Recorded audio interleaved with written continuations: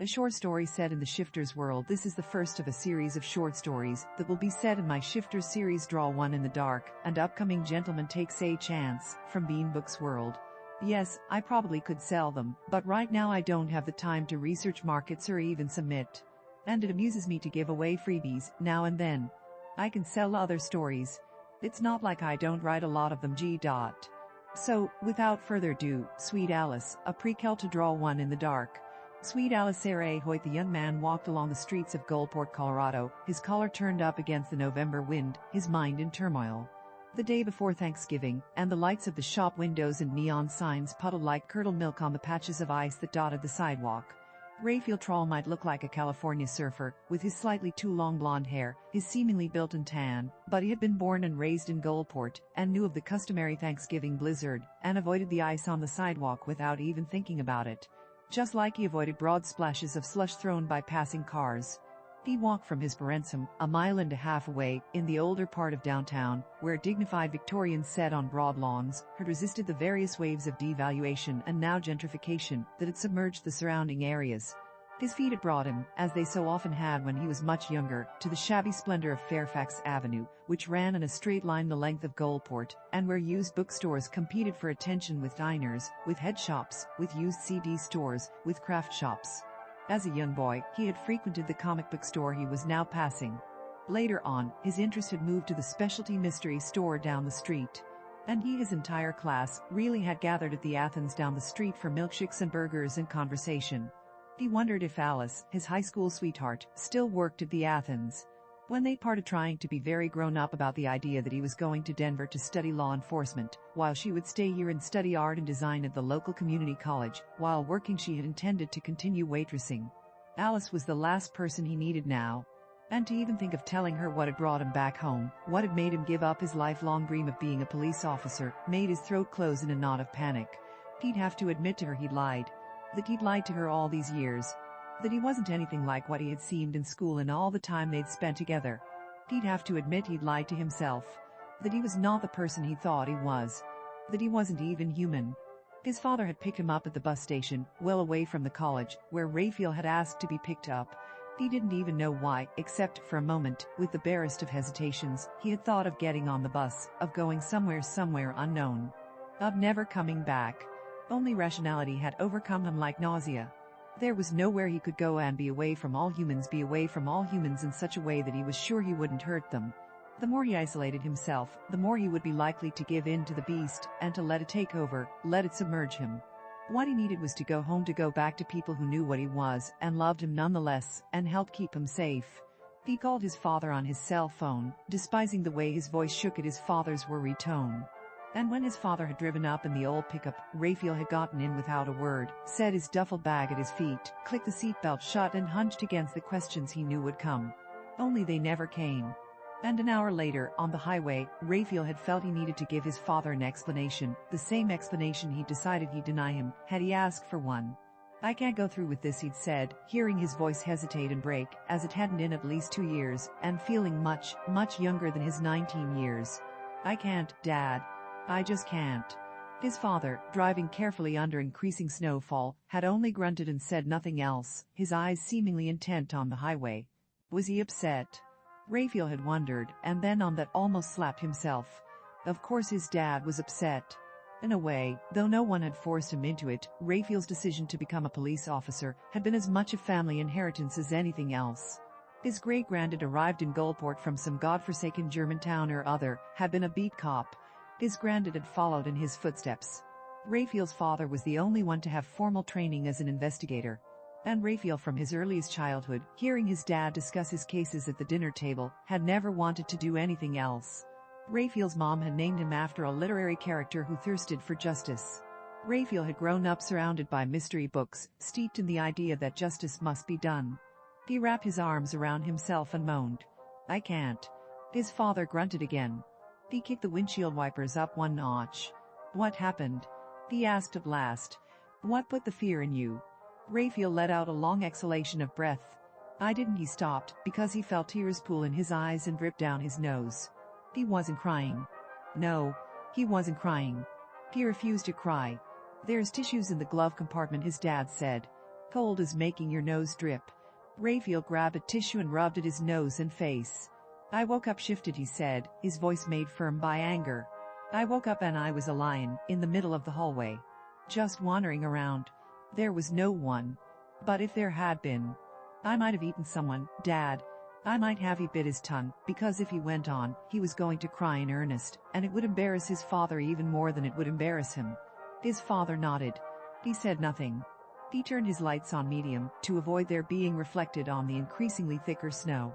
Let's hope we make it home, he said, before they close the pass. Your mom said she'd make dumpling soup. They had made it just ahead of the patrols closing the gates on the highway. And now 2 days later, Raphael was restless and lost. Confused, he thought. Oh, it wasn't his parents. They hadn't said anything, really. His father had told him to call the college and explain he might not be able to come back before Christmas break because the highway was closed, and it often stayed that way for 2 or 3 weeks. If needed, he'd said, Raphael could claim illness. Just don't make any hasty decisions. But Raphael didn't think there was any decision he could make. The decision had been made for him. 6 years and some months ago, he'd shifted into a lion in his sleep, the first time. His body had changed shapes. His father and mother had seen it, that first time. There was no denying it, no telling himself it was all a dream, no matter how crazy it all seemed. It was what he was, a shapeshifter. Maybe the only one. Maybe there were others. He didn't know. Neither did his parents. They didn't want anyone to know. At best, Raphael thought as he walked along Fairfax Avenue through the frost of the gloomy evening, at the very best, he would be locked up in some lab and studied within an inch of his life. At worst, people would go crazy and start hunting for creatures like him. It wasn't the future he wanted. And, after 7 years of living with this, after 7 years of learning to control himself and his shifts, and the animal that shared his mind and body, he thought he could survive college. It was only the dorm, so many people together, all the time, so many creatures that the half of his brain insisted on thinking of as meals or, at least, prey. He'd watched himself. He prevented himself from shifting. And then he'd woken up in the middle of the hallway, in his lion form, padding softly along linoleum-floored hallways. He shoved his hands deeper into the pockets of his tight jeans. So, he'd stay in Goalport. Not as a police officer. He would have to think of some excuse as to why he'd given that up. And he'd have to think of something he could do. Goalport had a college, but a law enforcement major was not offered. He would have to study something else. Perhaps teaching. He had no more thought than he flinched from the idea of children, all day every day, while the lion looked out of his eyes and judged them for plumpness. He clenched his hands on his jean-clad thighs. No, perhaps he could take a course in advanced hermit living or intensive reclusiveness, or something. And his steps had brought him, insensibly, to the door of the Athens, where he looked through the grimy, cold, befogged windows at the people sitting around cracked green formica tables, having the Athenspatin battery acid coffee. Groups of laughing students and rosy-cheeked teenagers, wool caps and scarves, stoned next to them on the torn vinyl booths. For a moment, he thought if he blinked, he'd see himself in one of the booths, junior high school Raphael with Alice. On that thought, he pushed open the door, causing the bells affixed to the inside to tinkle. He would see Alice. He would talk to her. Surely they were still friends. He wouldn't need to tell her the truth, but she could help him figure out what he was going to do with the rest of his life. She knew him better than anyone but his parents. They had been boyfriend and girlfriend since 8th grade. If Raphael had thought he could ever marry, like people who didn't turn into lions could, he would not even have thought of cooling it with her when he went away to Denver. As it was, he'd seized on the opportunity. But it didn't mean he'd forgotten Alice. The sudden rush of hopefulness as he saw a blonde waitress come out of the back told him he hadn't forgotten her at all. Not even a little bit. But as the blonde took a step into the restaurant, it became obvious she wasn't Alice, much smaller framed and freckled. A girl from school. He struggled to remember her name, and managed it, just as she came close enough to recognize him and smiled, in surprise. Raphael. Jen, he said, smiling back. Wow, I didn't even know you were back. No, just decided to come back for Thanksgiving, he said. Where's Alice? Is she working? Jen flinched. She visibly flinched, and Raphael started immediately. It's okay if she had another boyfriend or... I just want to see her as a friend. Jen looked up at him, startled, then seemed to observe him intently. You mean no one told you? No one told me what? He asked, suddenly panicked, his heart beating in his throat. What happened? Jen shook her head. Alice has been missing for 3 weeks, Raphael. What? She disappeared from her apartment. No one. The police. She shook her head. His dad was in the garage, sleeves rolled up, doing something or other to his 65 Mustang convertible that he'd been working on every weekend for the last 3 years, salvaging pieces from the junkyards, sanding away rust, priming. He'd made great progress since Raphael had left in early August. The convertible was now shiny red all over, and his dad seemed to be installing leather seats, proper leather seats, not the fuzzy green shag seats that had come with it when his dad had bought it, and which his dad had said must have been homemade-covered Thunderbird seats. He looked up to see Raphael in the doorway, and looked a little embarrassed as he always did when caught fussing with the car. He cleaned his hands, which looked perfectly clean, with a nearby rag. "It's almost done," he said. "Come spring, I'll have the vinyl top replaced by this little old guy who says he'll do it for $500 on weekends, and then I can take your mom for some drives with the top down." He started to smile at the idea, but his features froze as he looked at Raphael. "What's wrong? How come you didn't tell me about Alice, Dad?" "What?" "Alice Harton. Don't tell me you didn't know she was missing." "Oh, that." His dad seemed to become suddenly very tired. He sat down on the driver's seat, his feet out the door, resting on the floor of the garage. "I didn't think you needed any more trouble." Raphael tripped down the steps into the garage and dropped to sitting on the bottom step. "What is it, Dad? What happened? Where did she go?" "Damned if I know," his dad said. "We've asked everywhere. At first we thought, she'd gotten tired, had a fight with her boyfriend, left town. But there's no sign of her having left, and no sign of her anywhere else. Her credit cards haven't been used." He shook his head. "It's like she vanished into thin air." "Boyfriend? Are you going to take up about that?" No. How could I? I left her. I knew it was likely to happen." "Who is it?" "Carl. From the basketball team. Carl Luton." Raphael nodded. He and Carl looked alike enough at a distance. Both were more athletic than bookish, neither was stupid. Perhaps it was not surprising. "She's been living with him. About a block from the Athens. Just down the street. They rented an apartment. Her dad doesn't approve, but I don't think he was that upset about it. They're nice kids, Carl and Alice, and Carl says they wanted to get married just when they finish their associate degrees. He's studying to be some sort of computer repair technician." "You've talked to her father?" "Carl. Her mom. We've talked to all of them. Even the grandmother that lives out of town." His dad sighed. "Do you want to read the reports? I brought them home. I plan to look them over. I thought perhaps there was something I'd missed. I know it's not strictly right to let you see them, but perhaps you can see something I missed." Feeling numb and more than a little lost, Raphael nodded. There was nothing in the reports. His father said calmly the things he'd heard him say so often when other teenagers were missing. 9 times out of 10 when a teenager is missing, they've left, he said. Another boyfriend, a different job. Running away from home because they think themselves offended. Anything. And this time is the 10th. Raphael said, pushing aside the piles of printed paper. Question, answer, evidence, deposition. And nothing in them. Nothing. Raphael was only a beginning student, but he could see his father had followed up the case, flawlessly, by the book. Perhaps a little more energetically than he would have done had he not known the girl. Alice wasn't the type to run away, he said. To take up with a new boyfriend, to skip town without telling anyone. She was not the type to run away if she was mad at her parents. Besides, I don't think she was. A little impatient at her father, maybe, but she knew he was only trying to protect her. Raphael nodded. Of course, he also couldn't imagine Alice living with someone. In their time together, they hadn't even got there. Heavy petting was about the extent of it. Of course, part of it was Raphael's heartfelt conviction that he should not marry. He should not have children. He should not risk creating anyone else who would be born with the beast inside, who would be incapable of controlling himself, of being fully a human. It was the same reason he told Alice, in the end, that they should cool it. She had agreed, almost too readily. Perhaps she had never been that interested in him as a husband, just as a high school boyfriend. Raphael Troll, sports star, cool guy on campus. Or perhaps she thought he had never loved her, or that he gave a damn that he had the money to go to a 4-year college and she didn't. He bit his lip. Wherever she was, he hoped she wasn't thinking of him as a snob, or doubt that he had loved her, despite his best efforts to control it. That he loved her still. If they could get her back. Anything ring any suspicious bells, Dad. When you talk to people. He had grown up with his father's talk at the kitchen table. He knew what his father called his bells. It was some feeling of suspicion, never justified by what was happening exactly, and yet almost always accurate. Well, his father said. He dug into his pocket and brought out his cigarette pack.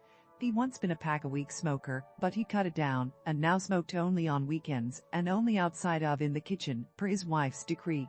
He turned on the fan over the stove piously, though he sat at the table with his cigarette. I don't know. He blew a ring of smoke, something that used to fascinate Raphael when he was a very little boy. I don't know. I would hate to. Come on, Dad, Raphael said. It's just me. His father looked at him seriously, as if evaluating him, as if Raphael too were a stranger, perhaps a suspect. It was so intent, so searching, that Raphael almost blurted out that he'd been at college, and he could prove it. He controlled himself with just a shuffle in his seat, showing his discomfort. It's the boyfriend's place, his dad said. Look, it's nothing blood. Some other woman's belongings. What was it? His dad shook his head.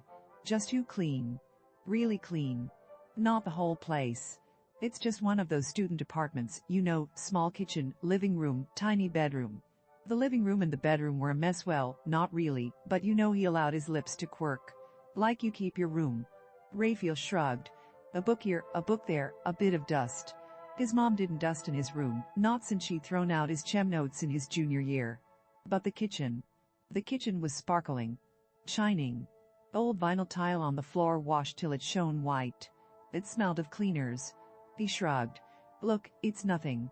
It could be a lot if someone was killed in that kitchen. If there was blood, Raphael said. Or maybe they had a mess there, of any sort, and clean, his dad said. They didn't report her missing for 3 days, you know. They had heard all the stuff about how we wouldn't do anything for 3 days, anyway, and she was over 18. Raphael nodded. The clean kitchen had triggered his father's sense for something out of place. Raphael couldn't think of anything but an attempt to hide blood. Did you bring a blacklight in? He asked his father. And the reactive spray. There was a spray that reacted with hidden blood, which would then shine under blacklight. His father gave him a quick, embarrassed grin. Once. Quickly. I had Carl go and find a picture, you know, so I was left alone. And nothing. Bleach and certain cleaners will change the blood, Raphael said. So that his dad didn't say anything. Of course that was what was bothering him all alone. Middle of the night, and Raphael lay awake in his room. The neighbor had set up one of those displays that should be worthy of the death penalty, particularly when set up before Thanksgiving. Multicolored lights jazzed each other around the steep roofs of a house of Edwardian design, while Santa Claus and his elves sat an improbable neon on the roof. On the front lawn, the reindeer and sleigh, fully illuminated, of course competed with a family of ducks dressed as Victorian carolers, and not only lit up in horrible glory, but also emitted a faint jingle of Christmas music. Or at least they'd been until 10 o'clock, when, by city ordinance, the sound had to be turned off or down. Now the ducks of Christmas had fallen silent. And yet, Raphael could not sleep, and he got up and paced his bedroom, from dusty desk to bed, cluttered all about with the report he'd borrowed from his dad once again. He wanted to read it. He was sure there was something there. Because the thing about the kitchen being clean and the blood would presume that Carl killed her, and this was not something that Raphael could even imagine Carl doing. Not even on drugs. Well, okay, maybe on drugs. Maybe that was why the kitchen was so clean. Because they'd been cooking meth. But he couldn't imagine that either. Not Carl and Alice.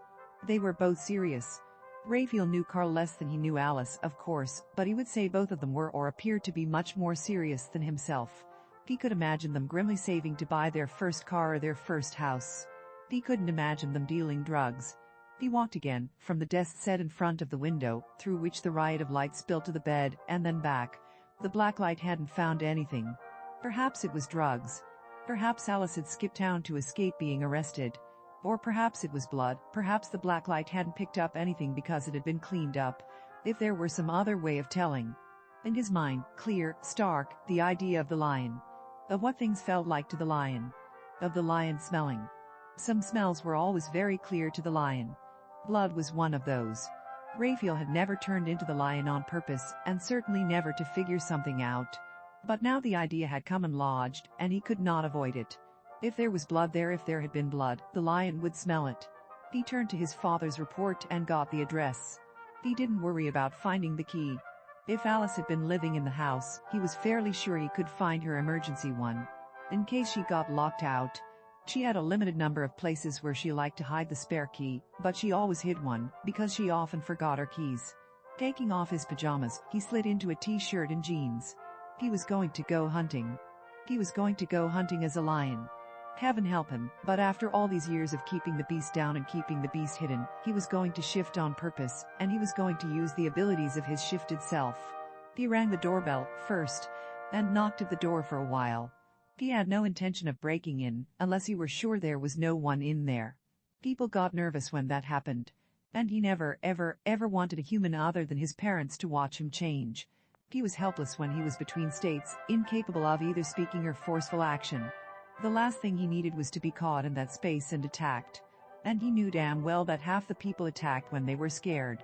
After some minutes, he looked in the logical places and ran the key to ground under the flower pot next to the door. Alice's habit of always leaving a key to her home in a place she could find came from, she said, her being so absent-minded, she often found herself locked out. Raphael did the same at his parents' house, though his reason was more that he often found himself out of doors and in lion shape. He opened the door to the apartment, finding it a little hard to truly believe that Alice had been living with someone else, that she'd been living in a place he'd never before seen. The apartment was crowded with furniture, most of it looking like garage sale finds. An old TV held pride of place, faced by two plastic chairs imperfectly covered in some Indian print throws. There were books everywhere, which made sense, and none of them was called How I Plan to Run Away from My Boyfriend. None of them was called How to Kill Your Girlfriend for Fun and Profit, either. He made a circle of the living room, looked into the kitchenette where floors and counters and stove were indeed sparklingly clean, though there were now several plates, and a couple of empty noodle packages on the counter. The bathroom was as Raphael expected bathrooms to be in a student apartment, at least if one of the students was Alice, who would keep it from getting downright filthy. But no one had taken the trouble to make sure it sparkled either. It was just a bathroom, with a bit of dust in the corners, and a bit of gray mold here and there between the tiles. And then clockwise from there, the bedroom, which was Alice's bedroom from her father's house, white bed, with princess draperies, and matching white dressers and desk. For some reason, seeing it gave Raphael a cold feeling in his stomach, and made his eyes mist over. He couldn't take it. Not as a human, he couldn't stand there and think. And besides, he had come here to change into a lion, and to see what the lion's nose might tell him. He undressed quickly. It seemed odd to undress in the apartment of some guy he barely knew, but he undressed and dropped his clothes behind the sofa, and then he stood there and willed himself to change. It wasn't easy. It was never easy. Sometimes, with the moonlight and the right emotions taking over, it could happen almost instantly. This time, it happened slowly, almost painfully, his will driving his body to do something it didn't want to do. First came the cough, the spasmodic twisting and wrenching that changed his body, the grind of bone against bone, the splitting pain of the muscles swiveling to new positions. The lion behind the sofa growled softly, and patted a careful route between furniture that all looked to him like strange looming animals. Raphael, in the back of the lion's mind, analyzed the smells and the feelings. There was a smell of old food, and a smell of Raphael winced semen from the bedroom, and a smell of old food from the living room, popcorn mingling happily with cheap noodles and canned soups. And then near the kitchen, he smelled it. Blood. Not fresh, but bright, a symphony that overpowered all other thoughts.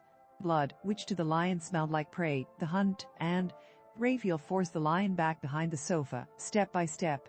Then forced the change again, against the lion's will, against the pain in his body.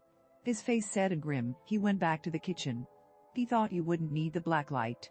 Carl wasn't used to cleaning. He'd used bleach, clearly, but he'd forgotten that stoves and refrigerators weren't attached to the floor, and that liquids would run beneath. He pulled the stove forward, looked behind it. His knees went weak, his stomach curled, and he punched the wall, hard, over the stove. What? Carl asked, coming in, which, of course, made perfect sense, because he wouldn't expect a stranger in his home. Raphael, feeling 100 years old, was sitting on one of the plastic chairs, his hands in his lap. After the first moment of surprise, Carl seemed to recognize him. Raphael, you're in town. Alice is not, that is, I know, Raphael said, his voice croaking. Alice is dead. Carl ran his hand back through his hair, in utter confusion. No, she disappeared. The police are trying to find her. Maybe she tried, maybe she wanted to leave me. No, Raphael said. His voice was very still. Alice never left here. He got up. He led Carl to the kitchen. Raphael had set 2 blades on the rickety card table that served as a dining table. I'm guessing you killed her with this knife, a pointy, sharp knife. And you dismembered the body with this, a vicious, heavy cleaver. Carl's mouth had dropped open. He made a lurch towards the knife, but Raphael interposed an arm. They were much the same build, but Raphael was more muscular. Knights as a lion, running did that. Carl crashed against his arm. He looked up. Again, his hand went up, nervously. It's her blood all behind the stove, Raphael said. And I bet you if we pulled up the linoleum we'd find her under there blood too. Those cuts would allow it to leak under there. He felt very tired. Beyond anger. Carl had to be mad. It was the only explanation. Raphael had dated Alice for years. Oh, he'd never slept with her, but even if he had he couldn't imagine her doing or saying anything that would deserve that kind of treatment. I bet you they'll find blood on those knives, Carl, and then they'll look for the body. Where is it? What did you do with Alice? It wasn't Alice. Carl said. A thin wail. He didn't so much sit down as fall on his behind. It wasn't. It was a lion. A lion. Raphael asked, his voice breaking as it hadn't in years. I woke up in the middle of the night, and she wasn't in bed, and I thought that was weird, and I got up and there was this lion, in the kitchen. And I didn't even know I was awake. I took that knife. It didn't attack me. I thought. I had limited time, and I stabbed it before it turned on me. He looked up at Raphael, his eyes looking as though he were staring at untold horrors. But then, as the lion died, it changed and it was Alice. The last word was outraged, a sound of complaint. It was Alice, and I killed her, and all I could do was get rid of the body. Yeah, I chop her up and his eyes looked glazed. So much blood. Raphael found he had his phone out of his pocket, and had speed dialed his dad. It must have taken a considerable time, but it seemed to him the police car arrived almost immediately. He left his dad and his partner both in their pajamas talking to Carl, and went outside. In the cool dark of the alley behind the apartment building, he tried to vomit, but ended up sobbing. She was like me, he said. All along. We could have. He didn't even know how that sentence ended. We could have had litters of little lions. No. We could have shared our lives and supported each other. Perhaps. His father refilled Raphael's coffee cup and looked concerned. No use beating yourself up over it, he said. There was no way you could have known. She wouldn't tell you, any more than you tell her. And then, perhaps it had never happened before you left. For you it started at 12, maybe she only started last year. If I hadn't left, she'd never have lived with him, and no one forced her to live with him, Raphael. You're not responsible for other people's life choices. I know, he said. And he did. He wasn't responsible for other people's life choices, but he was responsible for his own. And if there were more people like him out there, how many of them were prone to suffering this kind of assault? How many of them were unprotected? How many might be killed or kill in the grip of the shift? Or just get lost and need a figure in authority to protect them? You found her then? Yeah, in the city dump, where he said he took the bags, his father said. What will people? I mean, people will think he went crazy. Insanity defense is notorious for failing in Colorado, but in this case his dad shrugged. No one forced him to dismember her and get rid of the body. He paused. But it's a bad thing, Raphael. I don't think the boy would murder a person in cold blood. And I don't think it will be considered murder. Manslaughter, probably. A few years of psychiatric care and he'll be out. And now he needs psychiatric care. Whether he needed it before or not. Raphael nodded, but he still felt the sense of terrible waste, the awful loss of a path not taken. You weren't responsible for other people's choices, but you were responsible for yours. When do you think the road will open, Dad? He asked. His dad looked surprised. The pass. Raphael nodded and sipped his coffee. Weatherman said probably tomorrow. Good. I think I'll go back to Denver. The dorm and all a matter of self-control. I see, his father said. It was Raphael's choice to become a figure of authority, someone who would be law to those like him. Sometimes the only law. And perhaps prevent a tragedy like this from happening ever again. If you like this content and want to support this channel, the blog, and Sarah's continued writing, please like and subscribe. If you really enjoy the content, please come and join the fun at accordingtohoyt.com.